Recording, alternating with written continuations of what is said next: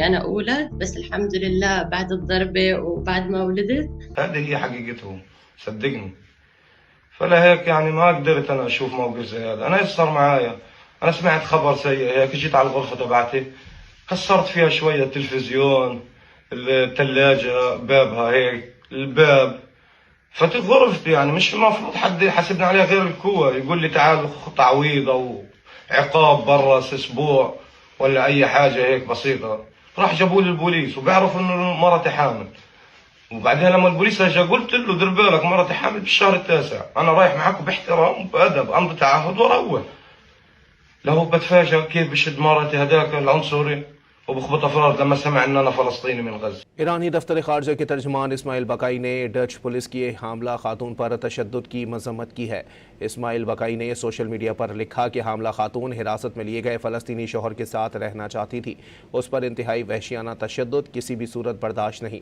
Dutch حکام سے اسے کھلی انسانی حقوق کی خلاف ورزی پر مکمل جواب دہی ہونی چاہیے۔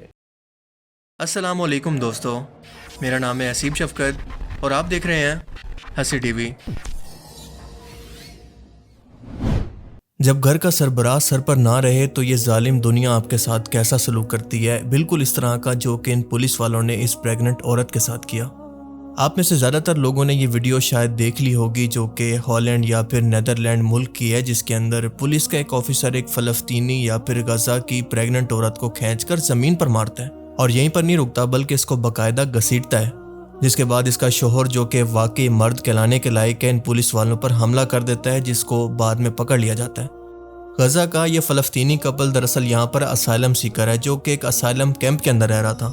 آپ لوگ جانتے ہیں کہ غزہ کے اندر اسرائیل کی تباہی یا پھر بمباری کی وجہ سے لاکھوں لوگ نیدرلینڈ کے اندر بھی پناہ کی درخواست دے چکے ہیں، اور اس کے قانونی طریقہ کار کے اندر کئی سال لگ جاتے ہیں۔ اب ویسے تو ان امیگریشن کیمپس کے اندر نیدرلینڈ کی گورنمنٹ ان کو کھانا اور کچھ معمولی خرچ بھی دیتی ہے، لیکن پھر بھی ان لوگوں کی زندگی انتہائی مشکل ہوتی ہے۔ مطلب آپ خود سوچیں کہ ایک طرف تو اپنوں کے بچھڑنے کا یا شہید ہونے کا صدمہ ہوتا ہے، تو دوسری طرف ان سینٹرز کے اندر مہینوں انتظار کی وجہ سے انسان شدید ڈپریشن کا شکار ہو جاتا ہے کہ پتہ نہیں ہمارے ساتھ آگے کیا ہوگا، کیا پتہ ہمیں واپس بھیج دیا جائے یا پھر اسی حالت کے اندر ہماری زندگی گزر جائے۔ اور اسی ڈپریشن کے اندر اس عورت کے خاوند کو غزہ کے اندر اسرائیلی بمباری کے اندر اپنے بھائی کی شہید ہونے کی خبر ملتی ہے، تو وہ جذباتی ہو کر سامنے موجود ٹی وی کو توڑ دیتا ہے۔ اسی واقعہ کے بعد پولیس موقع پر پہنچتی ہے اور اس شخص کو گرفتار کرنے لگتی ہے، تو اس کی بیوی صرف اتنا پوچھتی ہے کہ کیا میں بھی اپنے خاوند کے ساتھ آ سکتی ہوں؟ بس اتنی سی بات پر پولیس والا اس کو پکڑ کر زمین پر پھینک دیتا ہے، حالانکہ وہ پریگننٹ تھی، اور اس کو گھسیٹا بھی جاتا ہے۔ اور جب اس عورت کا خاوند یہ سب دیکھتا ہے تو اس کا رسپانس بالکل نیچرل تھا، کیونکہ وہ فائٹ بیک کرنے کی کوشش کرتا ہے پولیس والوں سے، لیکن اس کو پکڑ لیا جاتا ہے۔ اب اچھی بات یہ ہے کہ یہ معاملہ سوشل میڈیا پر کافی ہائی لائٹ ہوا اور اس سوئی ہوئی بے حس امت کو ایک بار پھر سے آئینہ دکھا دیا، اور اسی معاملہ وائرل ہونے کی وجہ سے انسانی حقوق کی لوکل تنظیمیں بھی ایکٹیو ہو گئی اور اس کے خاوند کو رہا کروا دیا۔ اور دوسری اچھی بات یہ ہے کہ اس عورت نے اس واقعہ کے 5ویں دن طبیعت خراب ہونے کی وجہ سے ایک پری میچور بچے کو جنم دیا، جو کہ فی الحال ٹھیک ہے۔ پر اس واقعہ نے ہمارے لیے بہت بڑا سبق چھوڑ دیا ہے۔ اس واقعہ میں پوری مسلم امت کے لیے کیا سبق ہے؟ کیا یہ نہیں ہے کہ جب گھر کا بڑا سربراہ فوت ہو جائے یا پھر کمزور ہو جائے، کسی کام کے قابل نہ ہو یا پھر بوڑھا ہو جائے، مطلب اس کی طاقت اور دشمنوں پر اس کی ہیبت ختم ہو جائے، تو اس کے بچوں کے ساتھ یہ طاقتور لوگ ایسا ہی سلوک کرتے ہیں جیسا غزہ کے اس کپل کے ساتھ کیا۔ اب سب سے پہلے تو آپ یہ سوچیں کہ کیوں یہ لوگ اپنے رشتہ دار، اپنا گھر بار چھوڑ کر یہاں پر در بدر ہو کر اسائلم سیکنگ کے لیے یا پھر پناہ کے لیے آئے ہوئے ہیں، صرف اور صرف مسلمان حکمرانوں کی خاموشی کی وجہ سے۔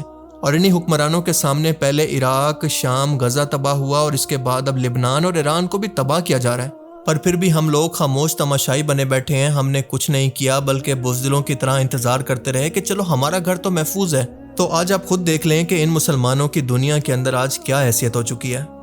آپ ذرا ایک لمحے کے لیے سوچیں کہ اگر یہ لوگ فلسطینی نہ ہوتے بلکہ امریکن، اسرائیلی، برٹش سٹیزن ہوتے اور ان کے ساتھ پولیس کا یہ سیم رویہ ہوتا اور بالکل اسی طرح سے یہ معاملہ سوشل میڈیا پر ہائی لائٹ ہوتا، تو کیا یہ ملک اسی طرح کی بے عزتی دکھاتے جیسے پوری مسلم امت نے دکھائی ہے؟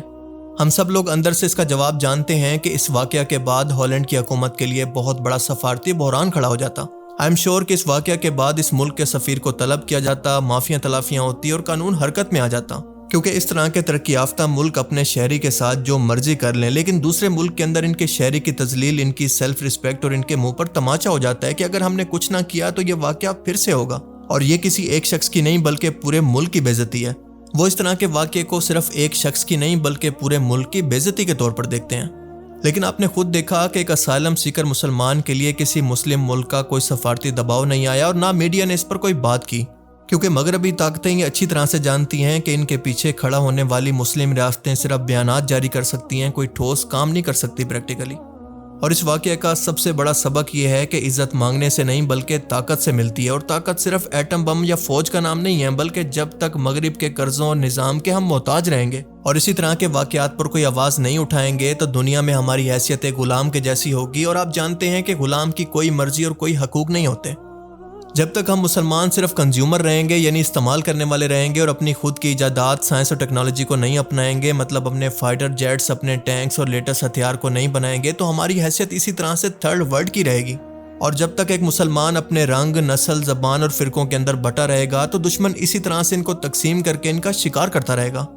اب دیکھیں، یہ بات ایک کپل کی نہیں ہے بلکہ بات پوری قوم کی اور مذہب کی عزت کی ہے۔ آج صورتحال یہ ہو چکی ہے کہ ان سو کالڈ ڈیولپ ملکوں کے اندر مسلمانوں کی حیثیت ایک تھرڈ کلاس سٹیزن سے زیادہ کچھ نہیں ہے۔ لیکن آج اگر ہمارے گھر کے بڑے سربراہ زندہ ہوتے، مرد ہوتے، ہماری طاقت اور ہماری آواز ہوتے تو ہمیں آج یہ دن نہ دیکھنا پڑتے۔ مثال کے طور پر جب تک امت کے پاس شاہ فیصل جیسے امت مسلمہ کے ایک مضبوط، متحد اور بااثر قیادت کے سربراہ موجود تھے، تب تک دنیا کے کسی ملک کو یہ جرأت ہی نہیں ہوتی تھی کہ وہ کسی مسلمان کی عزت، جان یا مال پر اس طرح سے سرعام ہاتھ ڈال سکے۔ پر آج مسلم دنیا کے حکمران وسائل، فوج اور دولت رکھنے کے باوجود بھی اکانومیکل اور سیاسی طور پر دوسروں کے محتاج ہیں، جس کی وجہ سے ان کی دہشت اور ان کا رعب ختم ہو چکا ہے۔ تاریخ گواہ ہے کہ جب لکڑیوں کا گٹھا ایک ایک کر کے ٹوٹتا ہے تو سب لکڑیوں کی باری آتی ہے، اور آج اگر ایک فلسطینی جوڑے کے ساتھ یورپ کے ایک امیگریشن سینٹر کے اندر یہ سلوک ہو رہا ہے تو یہ دراصل پوری امت کی بے حسی کو جانچنے کا بہت بڑا ٹیسٹ تھا، اور افسوس کہ اس میں ہم بطور قوم یا پھر امت مسلمہ ناکام نظر آئے۔ مغربی ملک خصوصاً ڈنمارک دنیا کو انسانی حقوق، عورتوں کے احترام اور ان کی آزادی اور ڈیموکریسی کا سبق تو دیتے ہیں، لیکن اس واقعہ نے یہ ثابت کر دیا ہے کہ یہ قانون اور اخلاقیات سب کے لیے برابر نہیں ہیں۔ جب بات ان کے شہریوں کی ہو تو انسانی حقوق کا معیار اور ہوتا ہے، لیکن جب سامنے کوئی مجبور پناہ گزین یعنی اسائلم سیکر مسلمان ہو تو وہی مہذب پولیس وحشی بن جاتی ہے۔ دیکھیں، ہمیں یہ سمجھنا ہوگا کہ دنیا کا کوئی انٹرنیشنل قانون یا پھر ادارہ ہمیں انصاف نہیں دلائے گا جب تک ہم خود اپنے پیروں پر کھڑے نہیں ہوتے۔ دیکھیں، نیدرلینڈ کے اس کیمپ کی زمین پر جو گری تھی وہ دراصل ایک فلسطینی حاملہ عورت نہیں تھی، بلکہ وہ 2 ارب مسلمانوں کی غیرت، ان کی تاریخ اور ان کی انا تھی، جس کو ایک تیسرے درجے کے سیکیورٹی گارڈ نے پیروں کے نیچے رون دیا۔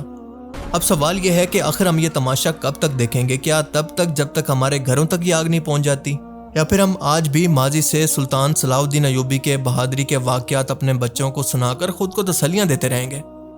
دیکھیں، یاد رکھیں کہ آج اگر ہم نے اپنی صفوں کے اندر موجود منافقت کو ختم نہ کیا تو یاد رکھنا کہ تاریخ کسی بھی بزدل کا بہت زیادہ دیر تک نہیں اٹھاتی۔